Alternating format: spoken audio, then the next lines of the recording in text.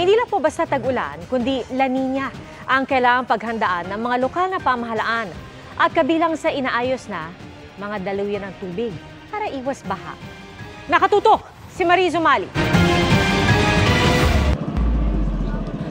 Kahit nakataas pa sa state of calamity ang maraming lalawigan sa bansa bunsod ng El Nino, nagsisimula na rin daw tutukan ng mga lokal na pamahalaan ngayon pa lang ang kanilang paghahanda sa pagpasok naman ng La Niña sa bansa sa katapusan ng taon. Ay yung paglilinis sa estero sa mga kanal, pagpulo kanilang local disaster risk reduction management councils at ang pagsagawa ng La Niña pre-disaster risk assessment. At kinakailangan din nila na i-update yung kanilang local contingency plans or La Niña action plan. Binigyang diin din ng DILG na kailangan ng masuri ngayon pa lang ng mga LGU ang kanilang mga early warning system at masigurong gumagana ito at makapagbibigay din ng maaga at tamang impormasyon sa mga komunidad.